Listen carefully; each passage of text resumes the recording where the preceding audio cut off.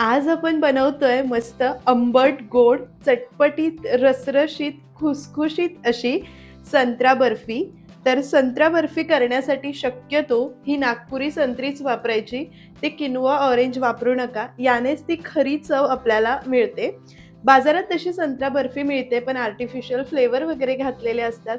घरच्या घरी साध्या सोप्या पद्धतीने अगदी 4 साहित्यामध्ये ही परफेक्ट संत्रा बर्फी तयार होते. छान खुसखुशीत होईल. चला करूया. तसं तर बर्फी करण्यासाठी मी हा संपूर्ण संत्रीचा गर काढून घेतलेला आहे. हा बरोबर 2 कप गर आहे. त्यासाठी मला एक 9-10 अशा मोठ्या आकाराच्या संत्री लागल्या. तरीही तुम्हाला एका संत्रीचा गर काढून दाखवते. मग मी तुम्हाला कप आणि वजनी दोन्हीही प्रमाण सांगते. या संत्री स्वच्छ धुतलेल्या आहे. यांचं आधी साल काढायचं.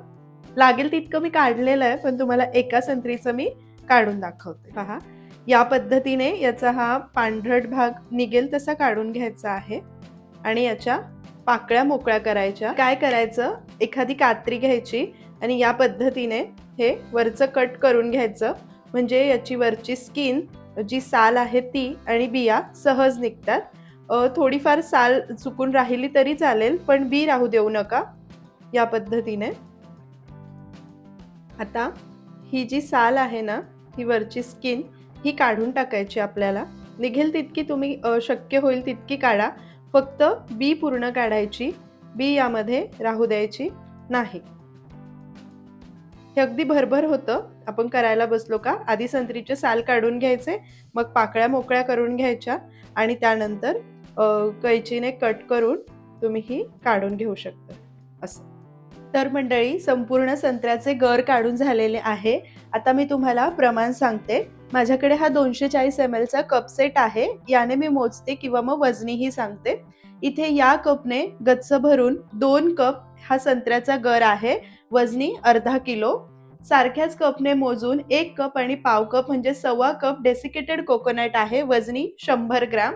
इथे 200 ग्राम किसलेला खवा आहे. कपने 1.5 कप. 200 ग्राम साखर आहे. कपने 1 कप. तर बर्फी करण्यासाठी इथे आपण जाड तळाची स्टीलची कढई घेतोय. तुम्ही याऐवजी नॉनस्टिक वगैरे सुद्धा घेऊ शकतात.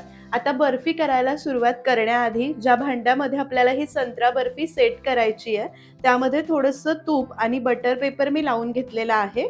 बटर पेपर नसेल तर थोडंसं तूप लावून घेऊ शकतात, पण तूप सुद्धा खूप जास्त लावू नका, नाहीतर बर्फी ना खालून चिकट चिकट होते. फक्त हलकासा हात पुसून घ्यायचा. आता सुरुवातीला कढईमध्ये काहीच घालायचं नाही, लगेच हा संत्रीचा गर संपूर्ण घालायचा. याला वेगळं असं आपल्याला मिक्सर मधून वगैरे बारीक करून घेण्याची गरज पडत नाही. इथे छान हे मॅश होतं. यामध्ये साखर घालायची. संत्री ना तुम्ही आधी खाऊन पहा. खूप आंबट वाटली तर एक 2 ते 3 चमचे साखर आपण इथे वाढवू शकतो. आता काय करायचं, गॅस मध्यम ठेवायचा आणि हे मॅशरने जरा असं मॅश. इथे गॅस आता मध्यम ते मोठाच आहे. जरासं मॅशरने असं मॅश करून घेते, म्हणजे हे सगळं छान एकसंध होईल आणि संत्री सुद्धा जरा मॅश होईल. सुरुवातीला आता साखर विरघळेल, संत्रीचा सुद्धा रस आहे. हे सगळं आता पातळ होणार आणि जसं जसं आपण शिजवणार मग हे घट्ट होणार. एकूण मला किती वेळ लागला किंवा मी किती शिजवते तुम्हाला सगळं सांगणार आहे. आता हे आपल्याला मोठ्या जरा घट्ट होईपर्यंत शिजवायचं आहे. आता साखर विरघळली, संत्र्याचा रस, हे सगळं छान पातळ झालंय. जसं जसं शिजेल ना छान घट्ट होईल. हे पहा, या मिश्रणाला छान उकळी आली आहे. गॅस मी मोठाच ठेवणार आहे आणि हे जरा घट्ट होईपर्यंत छान आपल्याला शिजू द्यायचं. इथे पहा, साखर आणि संत्री शिजायला ठेवून साधारण एक 8-9 मिनिटे झालेली आहे. आधीपेक्षा हे बरंचसं दाटसर झालंय. मध्ये मध्ये मी असं याला चमच्याने मॅश करते.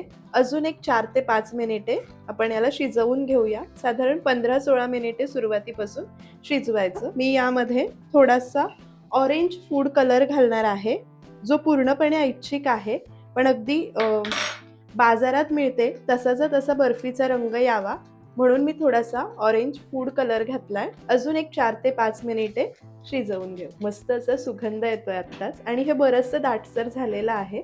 जरा शिजव. इथे पहा, आता ऑरेंज कलर घातल्यानंतरही एक 4 ते 5 मिनिटे शिजवलं, म्हणजे सुरुवातीपासून गर आणि साखर घातल्यापासून मध्यम ते मोठ्या आचेवर एकूण 14 ते 15 मिनिटे लागली आणि हे छान आता बऱ्यापैकी घट्ट झालेला आहे. कन्सिस्टन्सी पहा. हे आपल्याला खवा आणि डेसिकेटेड कोकोनट घालायचंय. गॅस मी कमी केला. यामध्ये हे डेसिकेटेड कोकोनट घालायचं संपूर्ण आणि सोबतच हा किसलेला खवा, छान ताजा मऊसूत खवा घ्यायचा, किसून घालायचा, म्हणजे सगळं छान व्यवस्थित एकजीव होतं. आता गॅस कमीच आहे. हे सगळं आपण व्यवस्थित मिसळून घेऊया. हे छान असं एकजीव करायचं. आता गॅस लो टू मीडियम ठेवायचा आणि हे छान घट्टसर होईपर्यंत आपल्याला शिजवायचंय. जसं आपण डेसिकेटेड कोकोनट आणि खवा मिक्स करतो, हे छान घट्ट होतं आणि आपल्याला वाटतं झालं बाबा मिश्रण, पण नाही, अजून आपल्याला जरा वेळ शिजवावं लागणार. आता हे सगळं घातल्यानंतर शिजायला किती वेळ लागला ते सुद्धा मी तुम्हाला सांगेल. खवा घातल्यानंतर एका गोष्टीची काळजी घ्यायची, याला छान तळापासून मिक्स करायचं, नाहीतर हे तळ धरू शकतं. आणि हे मिश्रण व्यवस्थित परफेक्ट शिजलं की नाही हे कसं ओळखायचं त्याची ही चांगली खूण मी तुम्हाला दाखवेल. म्हणजे वडी ना अशी तोडल्यावर चिवट होणार नाही, मस्त खुटखुटीत तयार होईल. मध्यम आचेवर करायचं. अजून हे खूप सैल आहे. चांगलं घट्ट गोळा होईपर्यंत आपल्याला शिजवायचं. अगदी याने कढई सोडायला हवी असं. आता इथे पहा, खवा आणि डेसिकेटेड कोकोनट घालून एक 7 ते 8 मिनिटे झाली आहे आणि हे बऱ्यापैकी घट्ट झालंय, पण अजूनही म्हणावं तसं झालेलं नाही. वडी सेट करण्यासाठी अजून जरा शिजवायचं. या स्टेजला यामध्ये 1 टीस्पून साजूक तूप घालायचं आहे. याने संत्रा बर्फीची चव खूप सुंदर लागते आणि बर्फीला चकाकी सुद्धा छान येते आणि थोडाफार जर चिकटपणा येत असेल तोही निघून जातो. पहा मंडळी, खवा आणि डेसिकेटेड कोकोनट घातल्यानंतर हे सतत शिजवायला लो टू मीडियम फ्लेमवर इथे 13 ते 14 मिनिटे झालेली आहे आणि हे परफेक्ट मिश्रण तयार झाल्यासारखं मला वाटतंय. आपण चेक करणारच. आता एका प्लेटमध्ये थोडंसं मिश्रण पसरट करून घालूया आणि याला जरा पटकन गार व्हायला बाजूला ठेवू. एक दुसरी पद्धत की आपण पुरण कसं चेक करतो तसंच याचा असा जरा पसरट गोळा केला, यामध्ये चमचा उभा करायचा. हा छान उभा राहिला, पटकन पडला नाही, म्हणजे हे मिश्रण व्यवस्थित शिजलेलं आहे. तरीही आपण प्लेटमधलं सुद्धा चेक करणार. आता हे पहा, हे प्लेटमधलंही गार झालेलं आहे साधारण मिनिटभर. याची गोळी करते.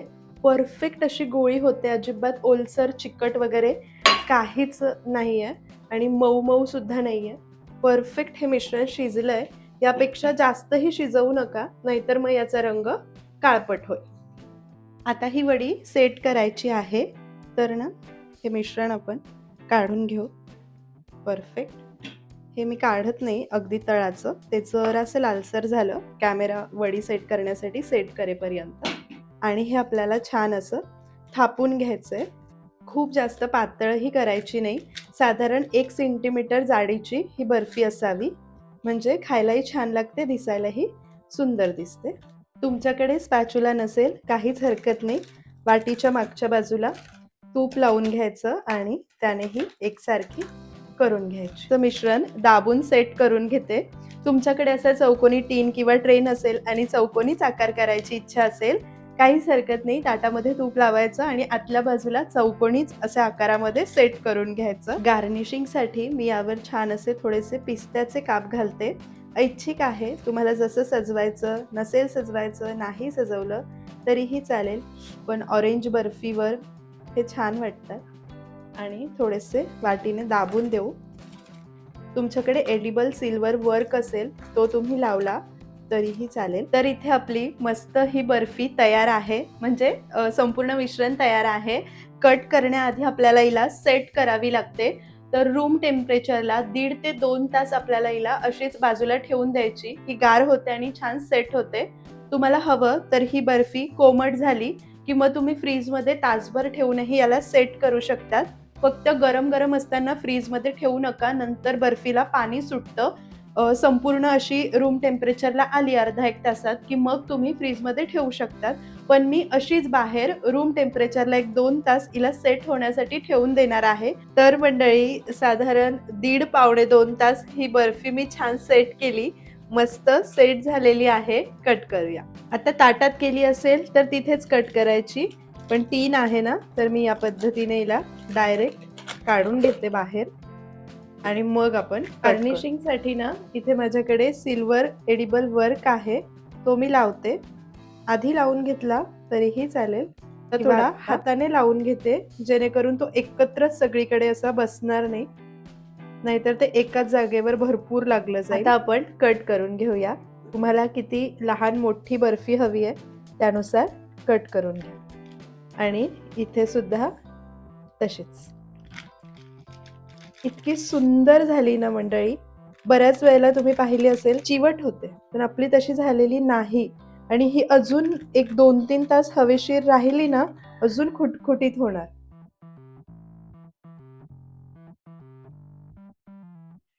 तर मंडळी अगदी साध्या सोप्या पद्धतीने सुंदर, सुबक, रसरशीत, आंबट, गोड, चटपटीत संत्रा बर्फी आपली तयार आहे. बर्फी आपण टेस्ट करून पाहू.